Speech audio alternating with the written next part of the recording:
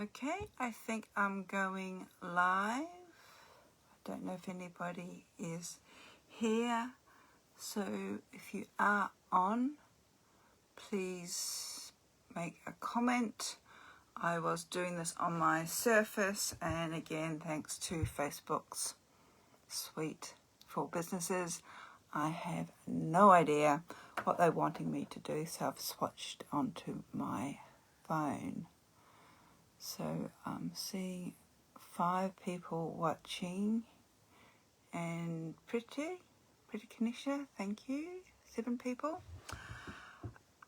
Hello Marie, yes, okay, fantastic, and welcome Tim, and happy Imbolc, and some flowers from my garden as well. So we'll just wait a few more moments for some other people to get on. Hello Karen. So, and Colleen, thank you. Roxanne, thank you for joining me. Yes, I don't know what Facebook has done. I said I was trying to do this on my Surface. Yeah, and since they've moved groups into business pages, yeah, I just wish they'd just leave things alone. Anyway, enough about Facebook. So happy Imbolc, everybody. And if you don't think anybody, oh, hello Louise. If you're watching from the Northern Hemisphere, Lamis and Lanasa, and hello Myra. So today is the official launch of Contemporary Witchcraft. I got notification this morning that it was actually released yesterday in America. They seem to like things done first. So that's wonderful. The book's been out. I'd sent it off to the publisher last year, so it's been a while. So I thought, do something online. I have really no idea how you're supposed to do these book launches. So if you've got any questions, feel free to put them in the comments. I'm beginning to see comments, which is great. And I'll just waffle until people want to ask me some questions. So for people who don't know me, my name is Frances Billinghurst. And before I get any further, I would like to acknowledge that I'm coming to you from Ghana country here in South Australia. So in doing that, acknowledging the Ghana people who are the traditional owners and custodians of the Adelaide Plains. And as I do that, I acknowledge their elders past, present and future. So a few more people getting on board, that's wonderful. Hello Helen and Diane. And so I write probably a little bit more about connecting with place in the updated Witches Circle, which is a training manual for my out-of-court training here. And I don't actually mention it much in Contemporary Witchcraft. But I think as we, especially us in Australia, moving into the 21st century and beyond, I think it's really important to sort of that connection to space and place and where we are. And I think it makes us very unique. We seem to be ahead of the game a little bit here in the Southern Hemisphere, and I think that has a lot to do with, even if you come from a more traditional form of witchcraft or any other magical teachings, is that a lot of these groups originated in the Northern Hemisphere. So if we're trying to move them to the Southern Hemisphere, and we see that a lot in witchcraft because it's very sort of earth-centric,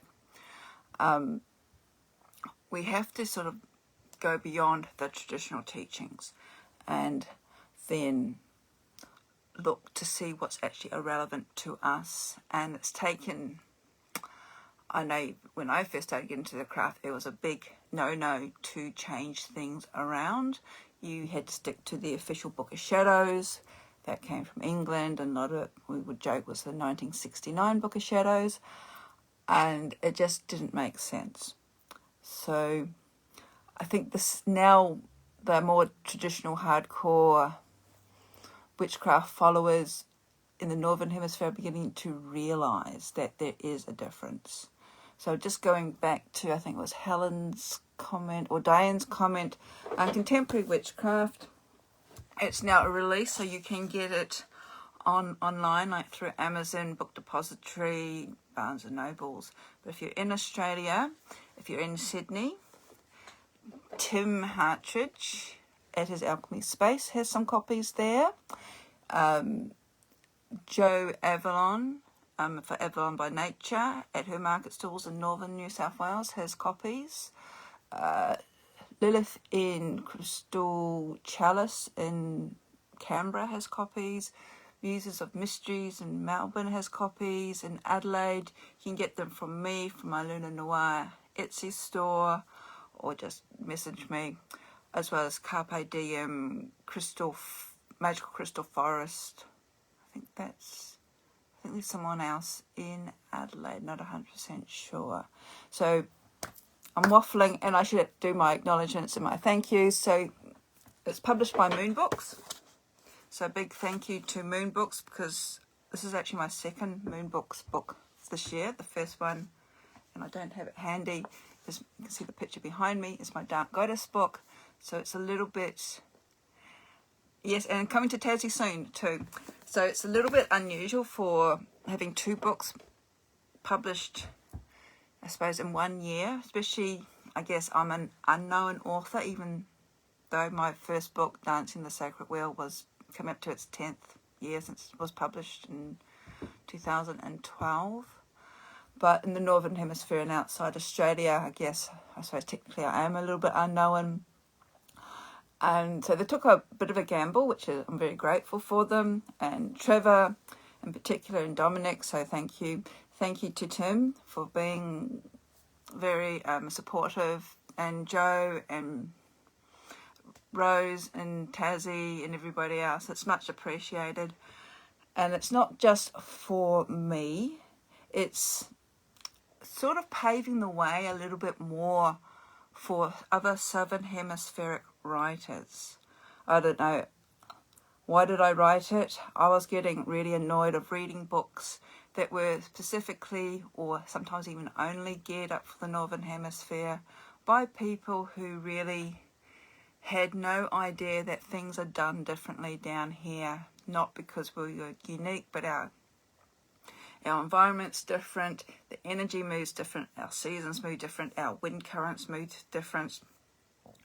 And they don't seem to understand that at all. And even when it comes to the books, they usually put the Northern Hemisphere stuff first and then the Southern Hemisphere, and it almost like makes us feel, if we're south of the equator, that we're sort of like second class poor cousins or something. So I don't know if Moon Books actually realise that's what I've done in here. When it comes to like casting the circle, I've actually put the Southern Hemisphere stuff first, and then, oh, by the way, if you're living in the Northern Hemisphere, you do that. So that was sort of just a little bit of a, I don't know, up yours from me. So a lot of people coming on, thank you very much. As I said, if you've got any questions, feel free to post them.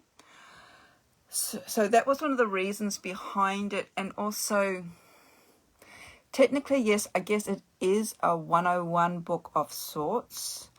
I did a video a couple of months ago with Joe by Avalon by Nature, and we actually went through the introduction or the index of it, the contents. And I also think I did a little bit of that with also Pan in Sydney. And it's getting back to the stage where we're seeing so much being termed as witchcraft these days that for someone, I suppose, I got into the craft back in the 90s or early 90s, and I simply am scratching my head as to what's being depicted as witchcraft, largely because I can't understand why or how. And it's not me being elitist or anything like that. I just don't understand. It's almost like we're speaking a completely different language these days. And that's fine. I can understand that. But there's also what I was taught, like really basic stuff like and I'm not talking about basic as in 101, really simplified stuff, but when I say basic, I'm talking about this is your foundational material, and this is probably why I've called the book Foundational Practices, is that we were taught special techniques and perceptions and uses of energy and training of our mind and consciousness to lay the foundations that we could then build upon as we progressed. And I still use a lot of these techniques today, some nearly 30 years later. And these days, the people coming into, I said, they're calling it witchcraft, or go with that, often they don't seem to have this foundational information. I don't know if it's because a lot of it's being taught through, I don't want to be too disparagingly or too derogatively, but TikTok or instant Instagram, instant memes, everything has to be now quick like this. That's good, but if you're looking at something to last you, to sort of change your whole world and your whole outlook on things, you need more, I'm not doing a really good way of explaining this, but you need a deeper understanding of things, and to really change you at a root level, change your consciousness to actually keep, and to make sure that those changes still apply. I use the analogy, it's like you're building a brand new house. So in order to build the house, you've got to do all this groundwork first. You've got to do soil testing to make sure that your soil's fine. Then you've got to now always get cement and concrete muddled up.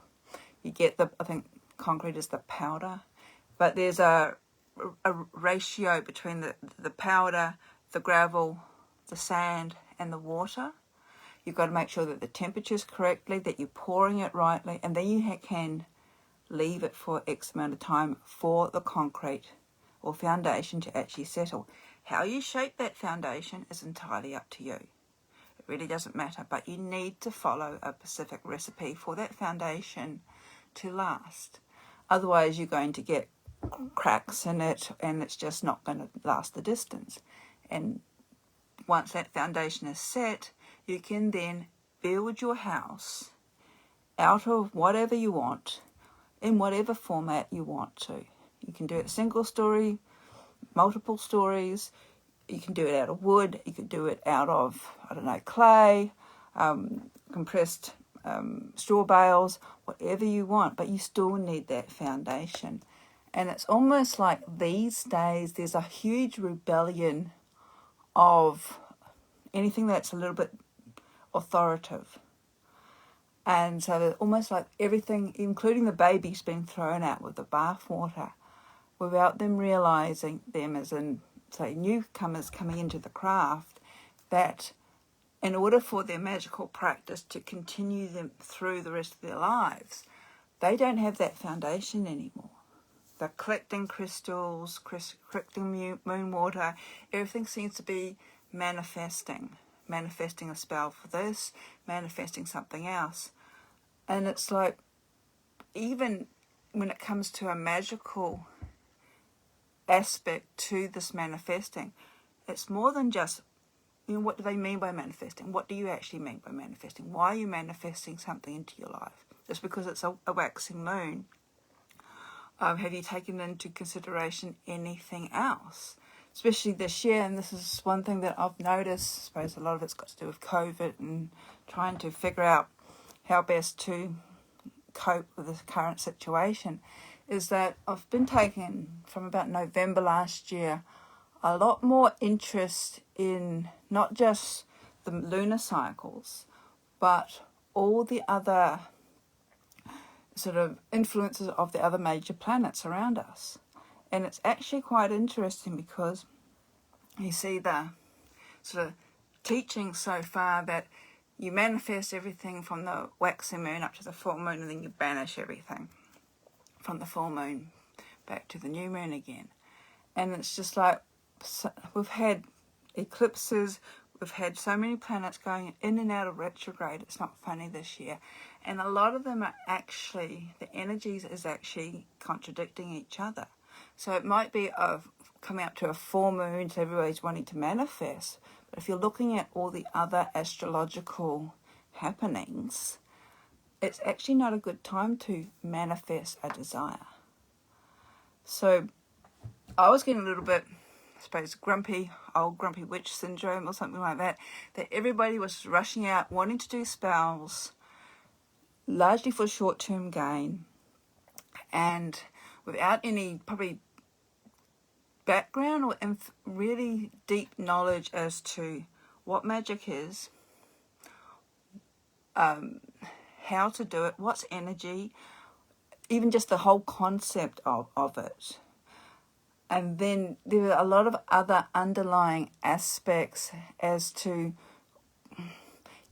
yes, we're in a society where it's, I don't know, I'm all over the place, and I do apologise because I'm struggling for words, and I don't want to be too nasty, but due to social media in particular, there's this falseness, and it's becoming more and more prevalent.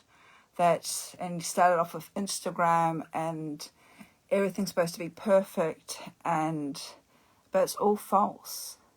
It's just a facade, and there's almost like an expectation that you can magic away everything, and it's like a whole aspect, or at least for me, and these are just my opinions. So, this is my book because it's written from my opinions, and you might not even like them, and that's fine because we all have different angles to them. But for me, life is about living and experiencing. And yes, you can go through some highs, you can go through some lows, but it's the journey. And I don't know if it's the Buddha said something like there's many ways to climb the mountain, and it's not getting to the top. It's actually the journey along the way. That's the most important thing. So for me, witchcraft has always been what could be likened to like a mystery religion. I view it as a religion, or mystery cult or belief, in that each time you go around, with Imbolc today, so each time you go around another year and come back to Imbolc, you're learning as you're going around. Our year now is beginning to increase, it's beginning to wax, the energies are beginning to start to increase. So if you're working with the wheel of the year, you're working on bringing things into your life that are for a longer term goal. In particular, again, your foundational stuff like job, long-term relationships, improving yourself. And this is the whole thing about, my version of craft is that it's basically a self-improvement or a reflection of improving my own life. And yes, you can bring things in that can benefit you through the creation of spells and manifesting and all the other keywords used today, but majority of it is done through self-reflection. It's like looking at the experience and going yes or no. I won't do that again, or that was a great learning experience. And sort of slowing down. I called it contemporary witchcraft because, contemporary means modern, and it sort of harpens back to, I suppose, if you're looking at the history of witchcraft, right from the word go. It first appeared basically in Old English in the Anglo-Saxon times, and we don't know much about that. I'm actually going to be in a process of putting up some videos on my rather neglected YouTube channel to sort of explain witchcraft and its sort of progression through the ages. What we know today largely comes down to the 1940s, 1950s of Gerald Gardner and the revival of witchcraft. I know there's still some people who say that maybe he made it all up, but we've got researchers, especially Philip Heselton, and I think even Ronald Hutton's come on board, and it's like they sort of dismiss that now because there's just too much evidence that he didn't make it up. He actually met people who, maybe they made it up, we don't know. But something has happened in the New Forest area in England, and you just need to look at it today. We're nearly, 100 years, say 80 years later, and it's going stronger and stronger and stronger. So what is depicted as witchcraft today, a lot of it I don't understand. I don't see it as witchcraft, but that's fine. Witchcraft has always evolved, which is great, but I've always seen it as a religion. And there's a reason why I've seen it as a religion. And I suppose Gardner, moving into Alexander's, they've always seen it as a religion, a belief in deity, a belief in the gods and also the goddess. And that makes it really unique, especially here we are in the 21st century. And we've had the Me Too movement, and there's still a lot of patriarchy out there. So it's the only sort of Western, even if Gardner made it up, the only Western religion or modern religion which centres around a goddess. So it's no wonder the Catholic Church and all the other forms of Christianity really don't like witchcraft, because they have got that image of it being a goddess-centric religion. There is the God there, we need the God there for the perfect balance. But overall, its focus is on the goddess. And that is, you can see in Christianity, it's probably a big fear factor for them, because even Mary doesn't get mentioned a lot. So I've always seen witchcraft too as a bit of a rebellion. And that's probably why, I suppose it's a really good rebellion against Christianity, is to worship a goddess as opposed to a god. And then, I've always believed in the other, deity, something beyond the self, beyond me, whether that is your higher consciousness, or even, spirit guides, or what, a holy guardian angel. But I've always believed that there's something more than just the physical self. And I see it in the moon, and I see it in the seasons, and this is why I don't understand where we've got the sort of atheistic, if that's such a word, a form of witchcraft where there is no belief in deity, because I don't personally understand how that can happen. But if you are, I'm not saying that what you're doing is wrong. It's just like, I don't understand it, which is fine. Could be a generational thing. I don't know. As I said, I'm a grumpy old witch. I've always seen the goddess out there, and I've always seen the god, especially if you're doing the Wheel of the Year, the god is the green man in the trees, or I suppose he is still a green man in a eucalypt. He's got a different angle to that. The Sabbaths have always been his story. The lunar cycles have always been her stories. When I do my full moons, it's the goddess coming down. So I don't understand if you're an atheistic witch, why do a full moon circle? What are you calling down? Are you just connecting with lunar energy? Where does that lunar energy come from? So I'm really off track. So that's a little bit where I'm coming from. So what I was hoping in my book is sort of explain, getting back to the basics, getting back to the roots, answering all those questions that I've seen popping up on Facebook groups or other groups, and a lot that have been misinterpreted. In particular, like the Wiccan Read, what does that actually mean? Or harm none. So that sort of leads on to the fact that witchcraft, or we call it Wicca, basically is a very passive belief system, and it's just like, well, no. So I've sort of explained that in the book as to what it actually means, especially from a more sort of traditional or contemporary background.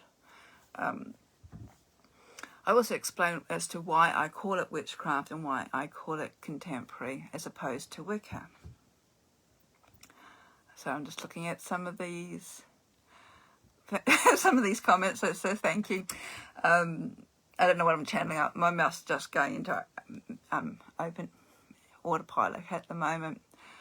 So in the book, I'm trying to take, I suppose I'm not really taking the reader on a journey, I'm just giving them some information, divided into 2 sections. The first stuff is a series of basically lectures or short chapters or sections, sort of explaining bits and bobs that will help for your foundation. And then the second part is a little bit more of some practices that, again, a lot of these exercises I've done and I was taught back in the 90s. They might have been updated a little bit, but I still see the value, and I still see them, I still use them in the training circles coming up that I teach these days. So, okay, I've got some people asking for maybe doing a reading, because you've put up with me waffling on about anything for the last half hour. So that's what I might do. I've got a few tabs already, so I'm going to read a section here. So this is in this second part. I'm going to just quickly go through the table of contents to give you a little bit more of an understanding what I actually cover in the book. So there's a basic history of modern witchcraft, and it is basic and very brief because, yeah, it's very convoluted, and there's lots of family trees that could be intertwined, and you can go off lots of rabbit holes down there. Then I sort of explain what contemporary witchcraft is, especially from my perspective, the terminology that I'm using, understanding it, so that now we're sort of getting into getting onto a deeper level, some of the common beliefs, and we're talking about some of the ethics and some of the philosophies behind it, in particular the Wiccan Read and the Read of the Wicca. And then there's a short section on one's highest ideals, which is 3 words which are actually in the Charge of the Goddess. If you've ever read the Charge of the Goddess, they're talking about strive towards one's highest ideals. So what is one's highest ideals? Then I asked the question, is contemporary witchcraft the right path for me? Because I said this is sort of my version of witchcraft, and there's so many different versions out there these days, so many different paths. It might not be the right path for you. You might be an atheistic witch, which is fine, but it just means that contemporary witchcraft wouldn't be for you. The next section is understanding and working with deity, because to me that is one of the centre points to my version of the craft. Understanding the differences between the hemispheres, which is, again, if you're in the southern hemisphere, that's very important. And then I briefly look at the Wheel of the Year. I don't go into much detail because I've written a whole book on the Southern Wheel of the Year. The second part is a bit more practical. We talk about the importance of journaling, keeping a magical journal, even if you're just doing dot points. So a record of what you've been doing. And it doesn't matter what exercises you do or what thoughts or what books you've read. Just keeping a written recording or record of what you've actually done. And then it's something you can look back on. Then we're working into visualization and meditation. We haven't done any magic yet. So we're looking at sort of preparing the body, but also the mind, and beginning to develop that control or that sort of discipline. And that's probably one of the better underlining factors in any sort of magical work or even spiritual work, is that self-discipline as well. And various exercises that can help not only the discipline in that, but also your visualization. Because if you think about it, we cast circles, and even if you are a atheistic witch and you want to manifest, you're thinking of a desire, you have to visualize it. You've got to be able to hold that visualization as well. Then we talk about the magical power of the witch, which I think is the section I'm going to read. So we're talking about energy. What is energy? Grounding yourself and working with energy, and again there's other exercises in there to strengthen visualization.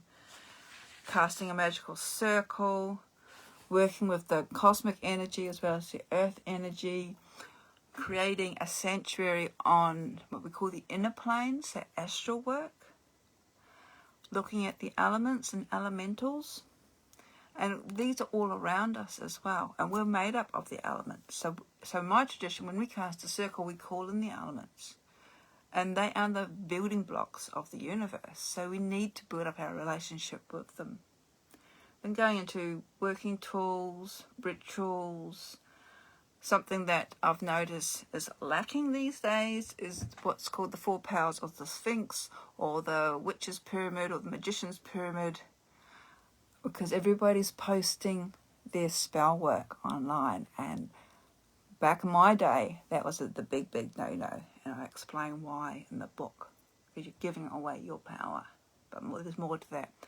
Working with the moon, and the exercise there is to find moon names for you in your country or wherever you're located, and not to be hung up on the Americanized names, because they simply do not work for us here in the south of the equator. Even if we move them around for 6 months, they simply do not work. We need to look to our local environment, see what the moons mean to us.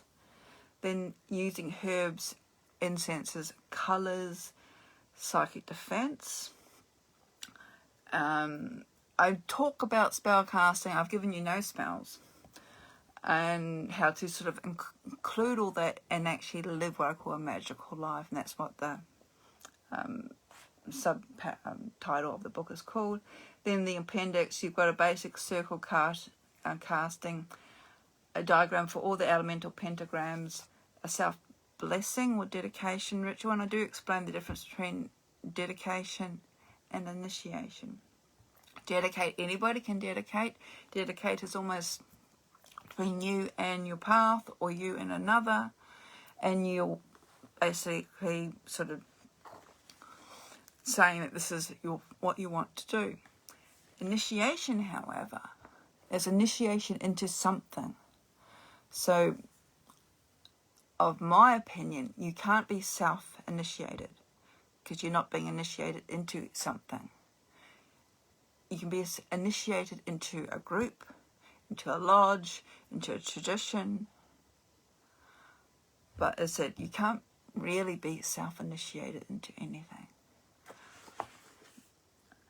I give a recipe for part of my work is like prior to ritual is purification, ways of making yourself pure.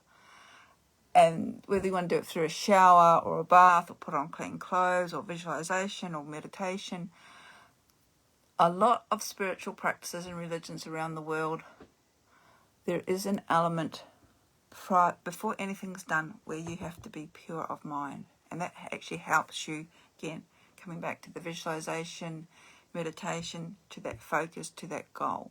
Because it sort of diminishes your work if you are thinking about, exams, or you've had a fight with somebody, or what you're cooking for dinner, when you're supposed to be focusing again like on a ritual or on magic or whatever you're doing your work for. Then I include a rite that's always I find it very, especially in this day and age where a lot of us, I wasn't in particular, I sort of escaped that, but a lot of people are coming to the craft or paganism in general from sort of Christianity or from another religion. And even, I suppose, those of us who didn't have a strong Christian background, our society is very Christian orientated, and we've seen that recently over the last few years, especially when we were talking about the gay marriage debate and all these other things. It's really interesting to see how that affects some people, especially the most pagan of pagan peoples are suddenly getting very, what I would term, sort of Christian ideals about things. And it's sort of interesting to see just how deeply rooted some of our Christian ideals are actually in our minds, and sets based on society that we're living in. So one exercise that I came across is one that Paul Hewson did in his Mastering Witchcraft. And I can't remember if he actually called it the same thing as I did, but I've called it Releasing the Power of the Witch. I think it's called Releasing the Witch's Power or something like that, where you actually say the Lord's Prayer backwards. And even just the thought of that can send shivers down some people's spines. And that's the whole purpose of it. It's like, why? If you're saying that you're following a spiritual path that isn't Christian, why saying something like the Lord's Prayer backwards? Why is there that hesitancy? So it's, again, as I said earlier, to me the craft makes you really do a lot of self-analysing and sort of in reflection and inspection as to, oh, that's interesting. Why is that happening to me? And then I move on to making your robe, and there's a bit of a glossary. So I'm going to share, where was it? About the witch's power. Power of the Witch. Okay, so if you've got the book, it's on page 117. And it's just called Witch Power. So I'm actually just talking a little bit about what is the power of the witch. So, power within contemporary witchcraft denotes a sense of control. And that might upset some people because magic is control. Magic is manipulation. Magic is creating something that wasn't there. So you're constructing it. As such, it's often associated as having power over another person or being, as opposed to having power with respect to having power within one's own self, i.e. self-discipline and self-control. Power is the action behind change. If there is no power, there is no drive, and there is no magic. It should be remembered that at times that with power comes responsibility. If your reason to study contemporary witchcraft and the magical arts is to make yourself more powerful because you feel powerless, then the true objective of your desire is to learn to have power over other people. This power is often short-lived and can be weakened by fear and insecurity, because you will constantly be in fear that someone else will take the power away from you. All this does is render you increasingly paranoid, because you see power as external and separate from you. On the other hand, however, if your interest in these practices is to gain a better understanding of your own self-knowledge and self-awareness, then this is taking power within.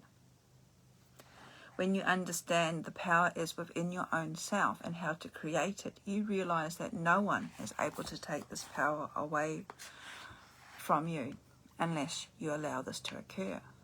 In other words, you become the power. You become the magic, and it becomes integrated as part of you. Energy is power. When we focus our intent, our energy, whatever it is, through visualizing a circle being cast or a desired outcome of a spell we are crafting, we are focusing our innate power. It is for this reason that meditation and visualization are taught earlier in this book. Their importance within contemporary witchcraft and other magical arts are often overlooked and even discredited today. Yet much power comes to the witch who has mastered these two skills, visualization and meditation. And I think if you think about that, it's almost like we can see this in social media about, I've had a sort of a discussion recently with somebody.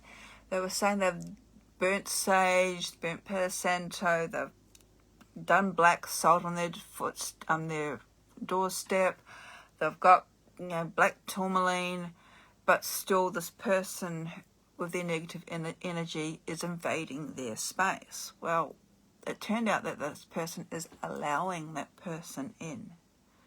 So it doesn't matter what you do. You could burn as much sage as you want to.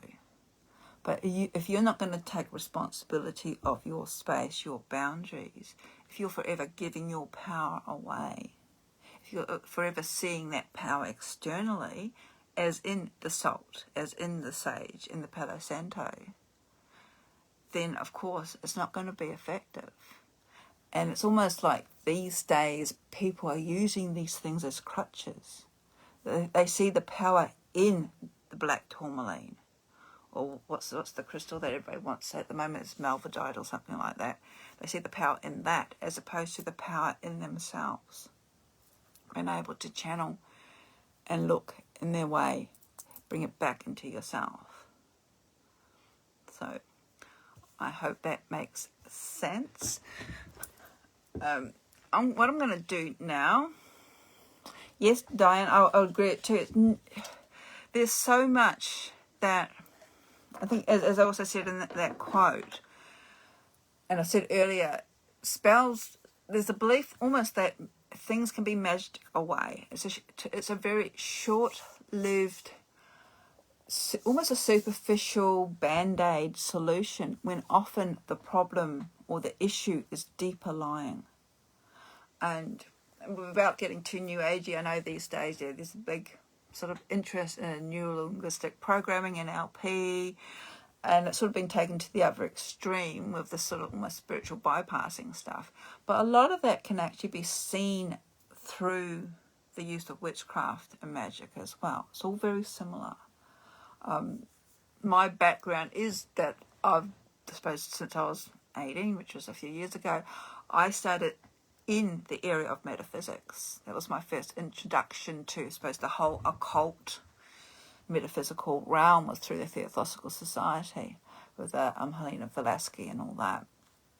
And then when I moved to Adelaide, I went for a walk around my neighbourhood, and it's almost like out of some really, I know, iconic Disney movie. There was this shop that had a little sign that's saying courses in ceremonial magic, and I went, oh, what's that? I had no idea. And then that, suppose, me took on my path to, I don't know, wreck and ruin ever since. I learnt Kabbalah, which is a Jewish mysticism, ceremonial magic, with the Golden Dawn, and that sort of really interested me, what we were doing. But again, as I said, we had all this foundational material put through of it, and then that led on to witchcraft, because we'd done, I suppose, I could say, the high priest at the time, he was very influenced in the ceremonial magic, and Aleister Crowley and the Golden Dawn, yet his partner, my high priestess, was very much a witch. So when we actually moved away from the course and actually started working in the coven, it was the blend of the two. And then when I explored contemporary witchcraft a little bit further, I found out that when we went through the initiation, the Alexandrian tradition in particular, Alexander's was a ceremonial magician to start off with. Then he got into the craft, so it's almost like my path has sort of followed his way. And then through various other, I don't know, it's almost like a domino effect as well. And my journey has gone down lots of rabbit holes. There's still a lot of gaps, I think, in my own training that I'd like to sort of fill or redo, and a lot of it comes down to the philosophies. But this, as I said, I keep going back to the foundational practices in here. Even if I feel like I've fallen off the wagon, I go out there, I light my candles, do a basic circle casting, and just sit in front of my altar and commune with my gods. And then I feel like I'm back on the right track. When it comes to spell work, I still think I've done about this many spells in my entire life. I tend not to do spells. Not specifically. I seem to move with the ebb and flow of the universe. Yes, there are some things that I might I'll put out a petition, I'll do a lot of burning, make sort of offerings, saying, oh, by the way, I would like, to be successful in this job interview if it's appropriate for me, and then see what happens. And I think as you get more in touch with the ebbing and flowing and understand that, yes, okay, I might want this job because I need a job to pay my bills. But if that job is dead end, or the boss is horrible, or within a week, I'm not turning up, I'm being sick, well, then that's just a waste of my time and effort, and same as the other people. And there could be a better job around the corner. So sometimes we just need to sit back and wait and be a little bit more patient. And this to me, I think, is aligning more to, I suppose, deity, your higher consciousness, your holy guardian angel, your higher self, whatever you want to call it. Anyway, you've listened to me long enough. I've got some people here who want to win themselves a copy of my book. So, Carlene, is it Carlene or Charlene? Carlene Munda. Don't know if you can see that. I'll contact you, Carlene. I think it's Carlene. So congratulations, Carlene. You have won yourself. I've got a copy that hasn't got any sticky notes in it. So I will contact you for your address and get that sent out to you. Got a few more moments to go. If there's any questions or want me to waffle on about something else, I'm more than happy to waffle on about something. The bookcase behind me is actually real. That is my bookcase. That's yeah, Carlene, you are on. Thank you very much. So that's the rest of them in my library. It's a messy. I don't know if any of you are on my Temple of the Dark Moon page, but I did sort of do a post there from my Instagram account saying that I need a librarian, and next minute Facebook put it up as a job. I had all these people applying, which was very embarrassing. Yes, so I suppose where you find me. So this is my author page. I am trying to keep it a little bit separate from my personal page. I suppose this is a more professional page. My other one I do something to rant and rave on about the political stuff. I'm I call it High Priestess. I found the Temple of the Dark Moon here in Adelaide, going through a little bit of a sort of a restructure, as life always does. I also have the Icean Centre here, which is sort of my healing work and a kind of meditation circle. So I like to keep that a little bit separate. So just asking some questions now. Let's go back. Sorry, Sarah Jane. Would I see myself in 10 years' time within my practice? Good idea. Good question. There's so much I would like to focus on. I think it's almost like I've got to a stage now, and again, I'm doing my own reflection, that there's topics that I'd like to go back and relook at that maybe I haven't touched on for a while. I know there's aspects in particular in the ceremonial magic that I haven't done for ages because I've been focusing on other stuff. And it sort of runs in a little bit with Mara's question too, in relation to Alexandrian tradition. Yes, I was initiated into what I believed was Alexandrian. My initiate never said that it wasn't. Some people have cast doubt on it, and it's just like, okay, that's fine, that's them. It has, in the last 5 years, I would say question marks, not saying anything against my initiator, but I think there's gaps in there. Wasn't as thorough as some people's training were, and that's apparently is quite common for some parts of the family tree, so to speak, where you actually came through from what branch. So I am actually making noises of maybe, again, as I said, filling in the gaps. There's something about the Alexandrian tradition. This is why I think I've never doubted my initiation be anything but bona fide. I think you know in your soul. I've met bona fide people who have been initiated directly from Alex and Maxine, and they've always accepted me, which has been really wonderful. But I think for me, it's going to a stage where I want to fill in those gaps. I want to get a little bit closer to the truth, so to speak. And but then there's also a bit of a rebellious side to me, because my initiator like trying different magics, and I suppose Alex like to try different magics as well. But it's knowing what is craft, and say in the Alexandrian tradition, what's Alexandrian craft, and what's, say, ceremonial magic, or what's another form of magic. And I think that's where some people get a little bit too hung up on titles or labels. I saw a posting by somebody just recently saying that Alex Sanders was never a witch, he was always a magician. I suppose he was initiated into the Gardnerian traditions, and you can't uninitiate somebody.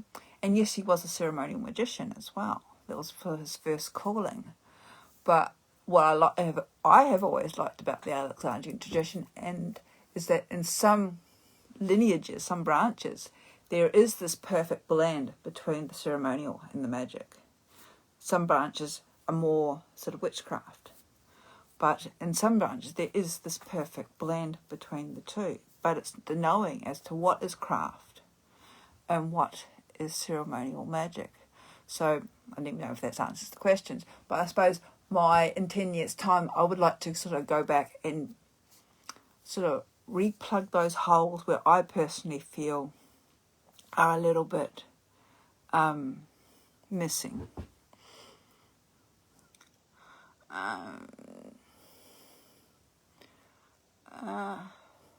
My healing work back. I've done Reiki, Palawa, Seishum. I think there's a few other bits and bobs, largely to get me into those currents. And this is what I was saying right at the beginning about initiation. Initiation initiates you into something. So part of my training in witchcraft was the healing. And this is another thing why I don't sort of understand some of this focus on some of the modern streams of witchcraft, where it seems to be all focusing on cursing. Yes, we can curse, but a lot of it, my initial teaching evolved a lot about healing. So we're doing, I suppose, what I call universal healing. So we weren't actually aligned into any stream of it. But when Reiki came very popular in the West, I suppose that was the late 90s, I think, and all these other branches have come through, then I thought, yes, I'll get into those streams, because to me it's still universal energy that I'm using and have always used. But it means I can actually tap in and almost fine-tune the energy work that I do. So my healing work, if I'm completely honest, includes basically whatever stream I leave it up to the gods feel that my client needs. I'm big on, I've always had this drawing, despite my metaphysical background, of chakras, energy work, auric healing. So it involves a lot of that as well. I'm also trained in neuro-linguistic programming and hypnotherapy. So all of that sort of ties in very nicely. Then, and again, as I said, with the basic, or what I call the foundational practices within witchcraft as well, it all sort of blends in really nicely depending on the person, who they, what they actually want. So, yeah, I think a lot of it's very, I suppose, intuitive. Sometimes I don't like using that word, because sometimes people say, well, that you're just making it up, and it's just like, well, it's almost like the person's on my massage table, and I'm saying to their guides and my guides, what does this person need? And then I can plug into, it's almost like the old telephone exchanges, plugging into what section, or do they need power? Do they need sation? Do they need Reiki? Do they need a combination of all of them? I do use crystals as well, but I tend to find that I'm using crystals that relate to the chakras. And even though I'm not trained in, I think it's called Aurasuma, I like the sense of the palamanders that you can get. And yeah, I use a little bit of that, but again, a lot of it's very intuitive. I think that's before I'm waffling on too much. Where are we? Okay, Lisa. New witches starting out. I would say, like as I said, say in my book, I suppose it's my book launch, I'll plug my book as much as I can. Don't be in a hurry. Learn the basics. Learn to sit. Learn to meditate. Not everything can be magic away. I said magic or witchcraft helps you live a life. A life that's meant to feel. This is why, I suppose, in a more spiritual concept, why we are here as a physical being. Because our soul, our divine spark that gets incarnated each incarnation, not very good English, can't feel when it's spirit. So it manifests into a physical body, then it can feel. And sometimes those feelings are very important. They might be shitty for us, but they are really great learning techniques. So, yes, learn to meditate. Learn to visualize. I would say probably the best thing to start off with is becoming aware of you. What makes you look at the lunar cycle, start tracking your moods. What days are you happy during certain times of the lunar cycle and not depressed or anxiety, got anxious other times of the lunar cycle? Are you they talk about SAD syndrome in winter. Does that actually affect you? The seasonal I can't remember, it's dysfunction. Anyway, when there's not a lot of sunshine, does that affect you? Begin to know what's you. Begin to know what your aches and pains are, because when you're sitting in a circle or you're sitting in to meditate, and this is what I do in my psychic development courses, if you know what's you, then when you start getting the tingling feelings around you, or you start seeing things out of the corner of your eye and you know there's nothing there, that is the other, that whether you call it your spirit guides, guardian angels, deity. That was how you know that there's the other there. I would also say read widely. Yes, there's a lot of, I suppose, rubbish out there, but in learning and reading widely, you learn to be able to know the difference between what's good and bad. I'd say, I know it's probably a bit old form these days, I still stick to the classics. I would say keep away from spells. Don't be in a hurry to be casting spells. You don't, I think, as I said earlier, when you learn to plug yourself into the universe, into the flow of everything, into the cycle of the god and the goddess, you find that things come to you or remove themselves from you. You don't need to actually manifest or manipulate the energy as much. And I think that's what people sort of get so fixated about, is they want to live this perfect life and remove all these things and sort of live this facade. And what they're wanting to remove from their lives are probably invaluable living experiences.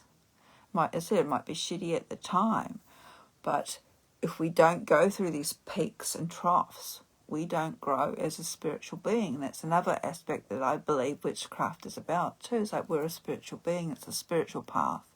It's a religion. It's a religion that has magic in it, and it may not be a religion as we are used of defining, say, like Christianity or the Orthodox as religions.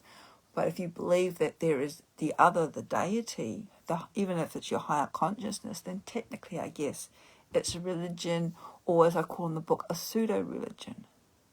And I think these days we get hung up on words, largely due to Christianity, and I know I do. It took me ages to get used of the word religion. Oh, no, I just, I don't pray, I make offerings. Well, that's offering, prayer, very similar, but because one religion has sort of dominated one aspect of it, we sort of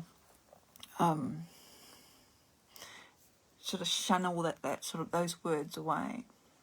Hope that answers your question, Lisa.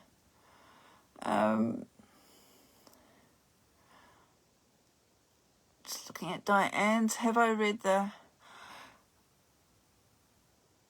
I don't know that there's Encyclopedia of Witchcraft and Demonology. There's a lot of books or with similar titles, so unless there's an author, I don't know which one you're talking about in particular. Thank you, Mara. Okay, Tim. Been talking a bit. My personal story, well, yeah, I've always been a seeker, I guess. So I grew up in a non-religious household. We were farmers. And so in my teens, when I actually left the farm to go into the big city, I had always had this feeling that there's something there. So I sort of went for my own exploration through various religions or spiritual groups, Baha'is for a weekend and Hare Krishna for a weekend and things like that. And none of that actually sort of gelled with me until I think it was even before I came to Adelaide. I had picked up a book about witchcraft. I don't know. I mean, we're looking at something that's late 80s, early 90s. There wasn't very much available at all, especially not mainstream. And it really wasn't until I came to Adelaide in 1990, and it was the realm of the, metaphysics. That was really big then, Adelaide being the city of churches, which is rather ironic. And going for this walk around my neighbourhood and coming across this funny little shop. And sort of went down there and sort of fell down the rabbit hole.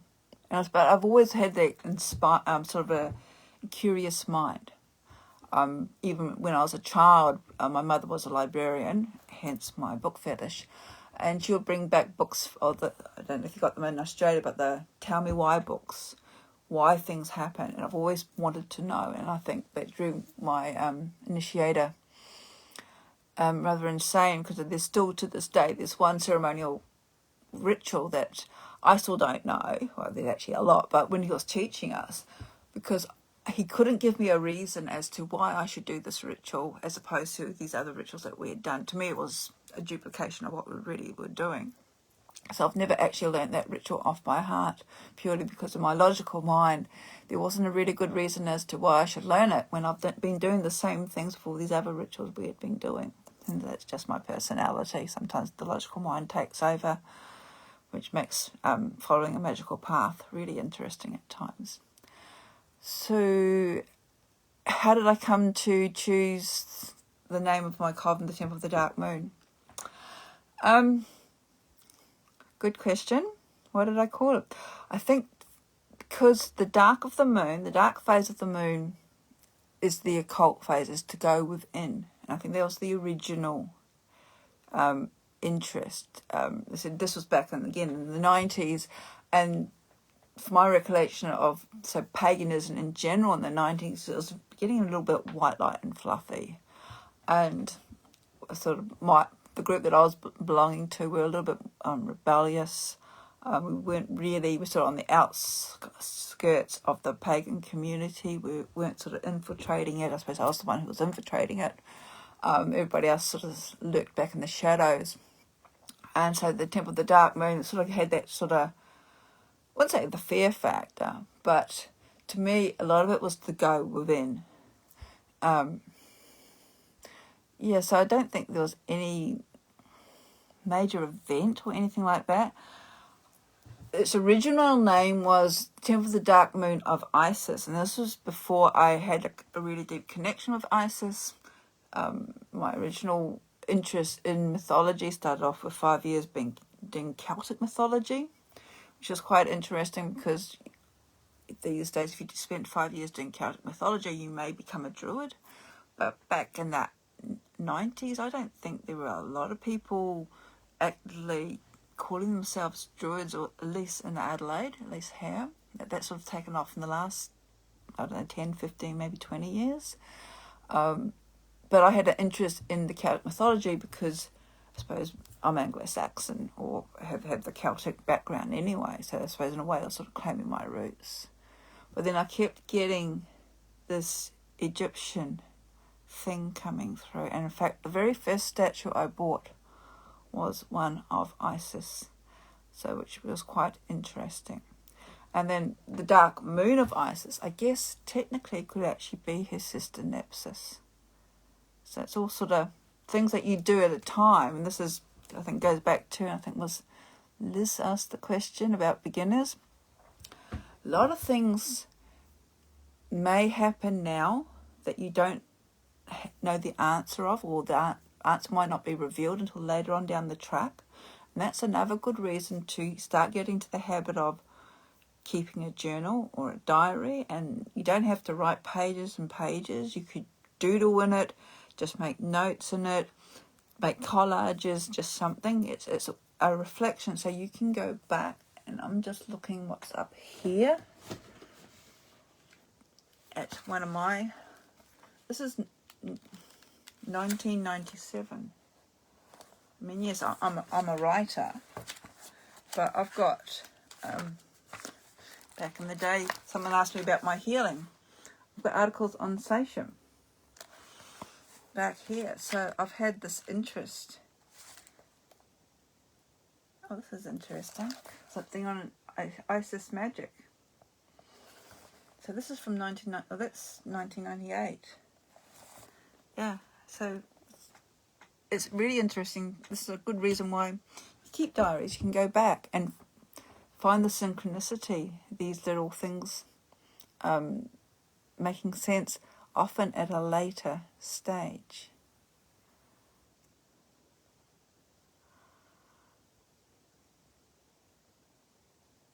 I'm just going through. Yes, I hope everybody in Sydney is coping. Just reading. Somebody got another question. Magic is real, gods are real. Taking responsibility yourself. Okay, so page 70. The book I'm talking about, initiation, dedication. You say magic is real, the gods are real. You take responsibility for yourself, and there's the natural flow of the universe.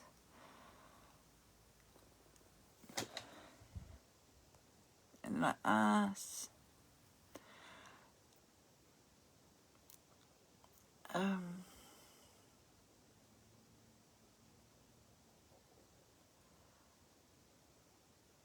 yeah, I did sort of talk about initiation, dedication. I think dedication, if you're solitary, or anybody really can dedicate themselves. Dedication is almost like you're making a personal commitment to something. And yes, you can change that if you find that path doesn't suit you. But initiation has to be initiation into something else. So you get initiated into the other. I think that's important. And it's not just meant to be an elitist thing or anything like that. It's just coming down to the basic meaning of the words. And sometimes we need to go back to the basic meaning of the words. It's like the word witch, or even witchcraft. It's lots of interpretations these days, as being the most common one being the craft of the witch. And so it's just like, okay, so what is witch? And if you go back, especially linguistically, or etymologically as to the origin of the word. And you realise that what we call Wicca is incorrectly pronounced. It should be Witcher or Witchy, and it actually means witch. So to call someone's witchcraft, like especially those of us who are initiated into a more traditional form of witchcraft as in Gardnerian Alexandrian, and call that as Wiccan witchcraft, it doesn't sort of make sense from a linguistic or an etymological point of view. But I suppose that's not really being a little bit too pedantic these days. But yeah, I personally don't believe you can be self-initiated. You can be self-dedicated. As I said, because initiation means to be initiated into something, a coven, a group, a lineage, a lodge, by the very meaning of the word. But that, at the end of the day, that is my opinion, and I'm not God. The 200 odd pages that I've written in here, 200, and just let you know, 239 pages, it's just my opinion. And if you don't agree with it, that's fine. And this is what I think I was mentioning earlier about these days. There's so many different forms of witchcraft, what people interpret as witchcraft. It's getting to a stage now where I feel I'm speaking a completely different language to some people, and that's okay. And I think that's something we have to keep in mind, that especially as witchcraft keeps evolving, and it's a very organic system, is that we can't assume now that everybody's speaking the same language, the same interpretation of it. Yeah. So, I don't know how long I've actually been waffling on for. All right, Tim, you've got some more questions?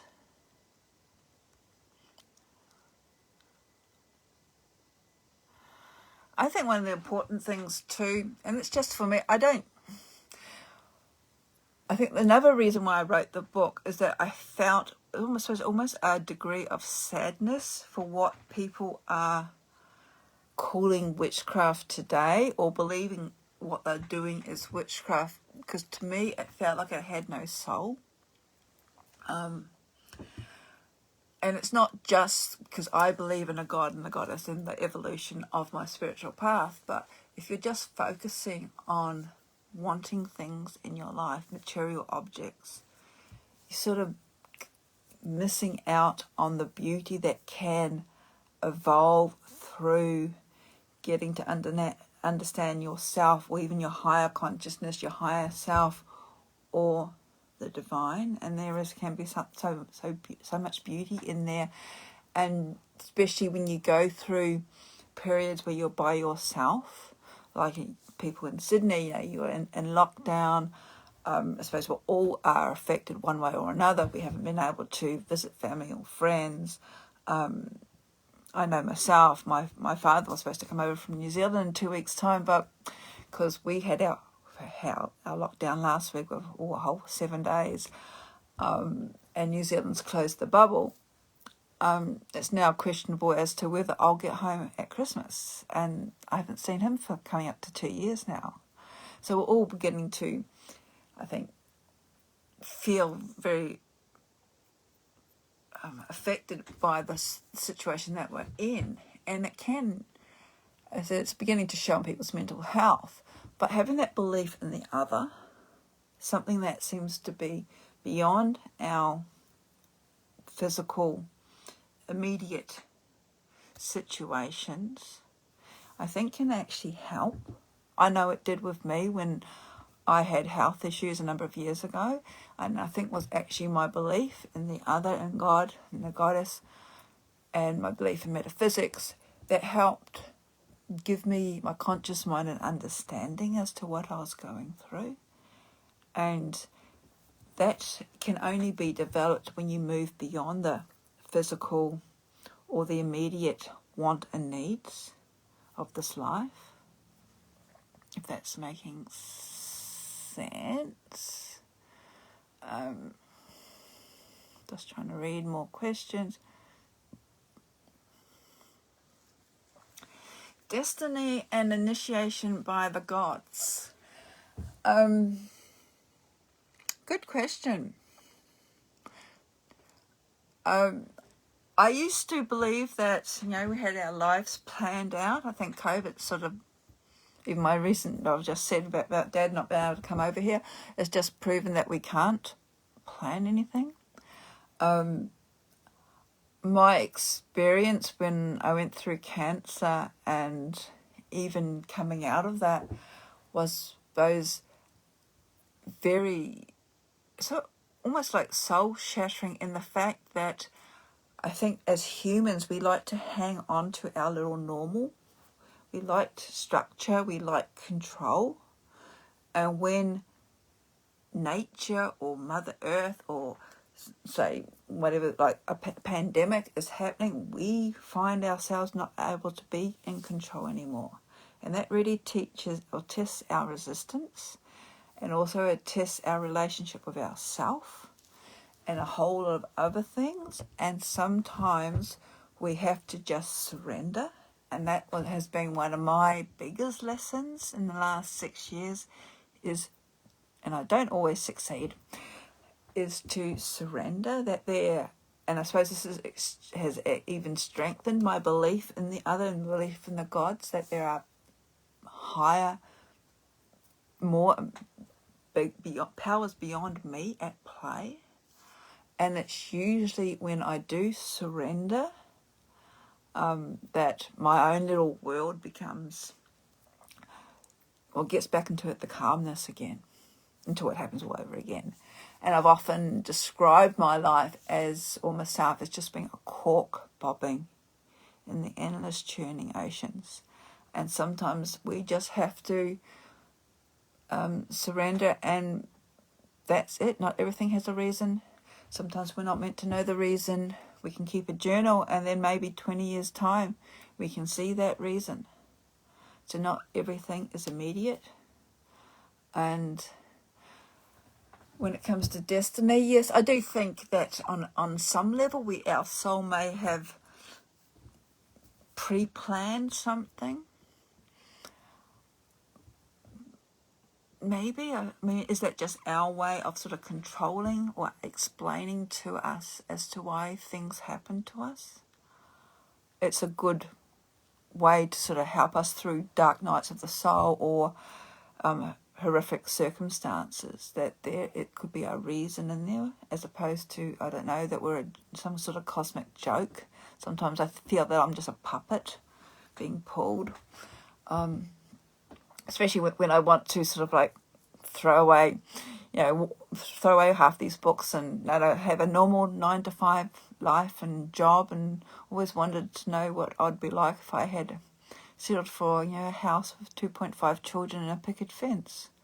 But I know that's never been my path. On some level, I've always walked this path that I've been walking, and it's not always easy.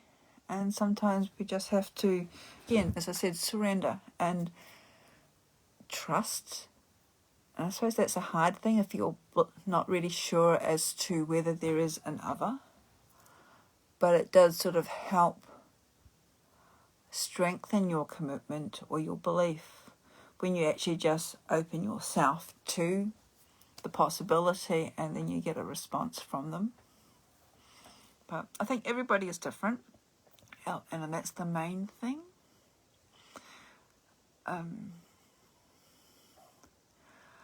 Just going through. Okay, Doc, what inspired me to start writing and sharing? Oh, God. Probably, I said earlier, a frustration that everything was Northern Hemisphere. There wasn't anything geared for us.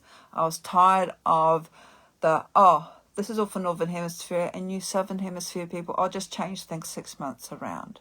And we're sitting there going, but it doesn't quite work like that. The endless disagreements as to how to cast a circle, what directions to call them quarters. I still get in some ceremonial circles, we've changed our north-south around. So when we do our lesser banishing ritual of the pentagram, means that Uria and Mikia are changed around. And I know some groups in Australia don't do that. So we've got all these differences coming through, but a lot of it came down to, I suppose, trying to give us people south of the equator a voice. And I honestly feel it's getting more and more that we need this now, especially with the internet, and blogs and vlogs are coming more and more popular as always a teaching mechanism. People might be moving away from books, but they're learning online. And a lot of the stuff that's coming through online is from the Northern Hemisphere, in particular from America. And we've been around the block a little bit longer like I have, you can notice those changes. I spent part of my original teaching actually in England, and it's really interesting seeing what's coming out of England these days. It's very American.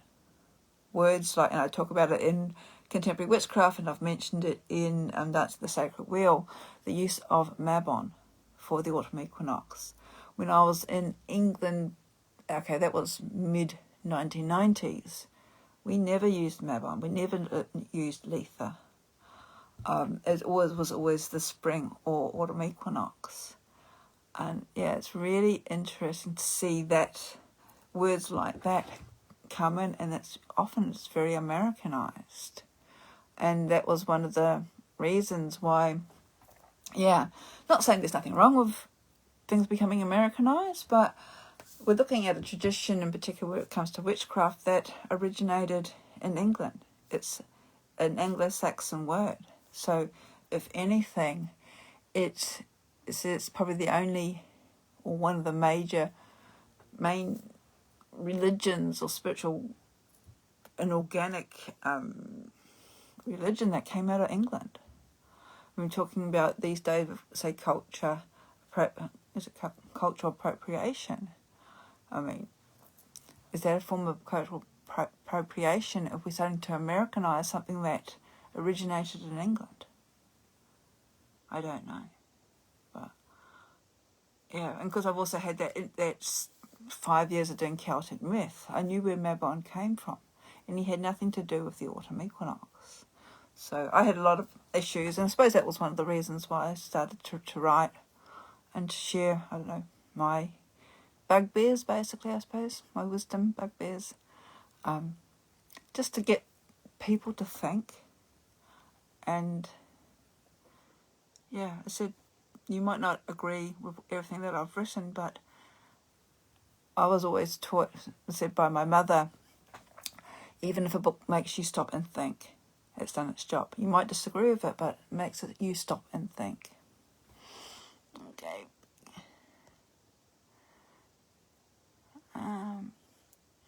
Thank you, Beck. And another thing too, like with Dancing the Sacred Wheel, and when it comes to seasons, especially in Australia, we've got so many microclimates in this country. People forget that we're the same size as the US, so we're a huge land mass.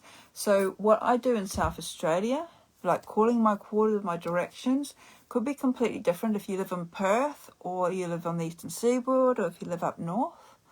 And that was one thing when I was in America a few years ago. I am rather surprised that people in the Northern Hemisphere haven't queried or written anything about changing the wheel. Could someone in Florida will have different seasons to somebody up in New York, or even on the other side on LA, but there doesn't seem to be anything from the Northern Hemisphere about changing, which I thought was quite interesting. Diane, when it comes to rituals and circle castings, you as the individual can do whatever you like. At the end of the day, I've always been taught, and my form of witchcraft, temporary witchcraft, we always cast circles. because we are creating a sacred space in which our magic is contained, or our ritual is contained. We actually are creating. It's almost like, say, putting up a tent or marquee is probably a better way of doing it, to hold a special rite, to bring our god and goddess into as VOPs, and then after the rite's finished, then we'll take the tent or the marquee down. So yes, we do cast a circle. We do call them quarters, because as I mentioned earlier, the quarters are the foundation or the building blocks of the universe. And we call them the elementals and watchtowers, and all of that's the very sort of more traditional way of calling them the quarters. But if you're not initiated into, say, a lineage or a tradition like that, you don't have to. It's entirely up to you as the practitioner. I do I'm going by how I was trained. I do think if you're doing any form of magic, it's good to sort of have a special space to actually contain that magic. If I'm doing, so I don't usually do a lot of spells. If I do sort of, I don't know, wanting to bring things into it, that's usually part of the ritual where I'm making an offering and having a communication or meditation with my god and goddess. But then most of my rituals are usually, I don't know, it's sort of building up that relationship with them and communicating with them, of worshipping and honouring them, and then waiting to see what messages may have come through, or insights or anything like that. Sabbaths maybe have a little bit of sort of, I suppose, spell casting, if you want to call it that, with a sort of moving with the energies, and a lot of it is sort of like releasing in order to bring something in. I sort of view it as a more practical sense, like, say, your garden, and you've planted a lot of seeds, and then you have to sort of like keep your garden weed free and start pruning out things for, you know, your plants to grow strong. So you sort of do that. So I see, like, at Imbolc, we've sort of like nurtured the seeds at midwinter, and now it's sort of like planting them out, the seedlings planting out around this time. And these are the things that we want to grow or to manifest in our life for the longer term. So it's a good time to sort of like putting down the foundations. You could use obsidian if you've got obsidian. I use energy, and this is what we were talking about earlier when I read that section about the witch's power. That's how I cast my circle. I've just thought about something that I saw recently about people pouring salt on the ground to cast a circle. I don't know where that originated from. We do use salt water, holy water, blessed water, but we sprinkle that around very lightly. Salt's very corrosive, so I don't know why people are pouring salt, making a physical circle. I don't understand that, but I've always done like an energetic one. And this is why I suppose in my book I'm talking about visualization skills, because you're visualizing casting a circle around you. And anything, if you can use obsidian. Obsidian's good for grounding and protection, but I suppose anything like that, you could use any sort of rock really, if you're wanting anchor points. But if you're using like sort of crystals in particular, it's good to keep them cleansed. Could even, especially protective ones, depending on your situation. I hope that answers that a little bit more. Okay, people, I think I've talked enough. I've been going for a little bit longer. So I'd like to thank you all for having nothing to do on your Sunday. And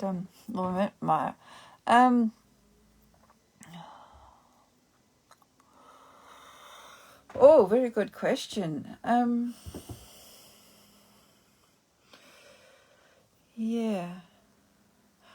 I have had that, and it's something that, in particular to some of the Egyptian deities to step out. There's one ritual we used to do, and I think it's actually, I don't think it's Golden Dawn, where we actually would visualize the gods, and then the gods stepping out from the statue, and then sort of like merging in with us. That was probably about 15, 20, could even be longer, years ago. So that was the closest. But ensouling statues, I do think that due to, in particular, one of my statues, because they are always on my altar, I'd say that there is a special energy that has sort of manifested in there, and I think that's very similar to any sort of like magical tools that you utilize as well. But I haven't personally done that like on purpose, not with the intent to ensoul a statue, but I do think that some of my older statues have a life of their own, so to speak. Yeah, very interesting question. Thank you.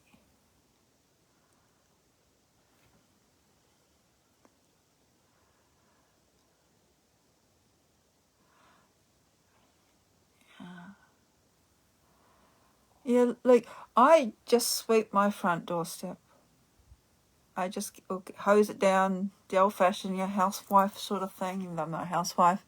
And I find that works just as well. But if that works, this whole thing is like, if you find a technique that works for you, go with it. But I think the most important thing is know why it works for you, not just because you've seen it somewhere and someone else has said it. I think this is the trouble with spells. It's like just because it works for somebody else doesn't necessarily mean that it works with you. But once you know what works for you, that's perfectly fine. So thank you very much, everybody. I'm going to go and have a cup of tea because I'm an old lady and we need cups of tea these days, and I've got work tomorrow. Again, thank you very much for joining me. Congratulations, Carleen. And as I said, if you're wanting a copy of Contemporary Witchcraft, it is now available online. Tim's got some in the alchemy space. Joe from Avalon by Nature's got some if you're up in northern New South Wales.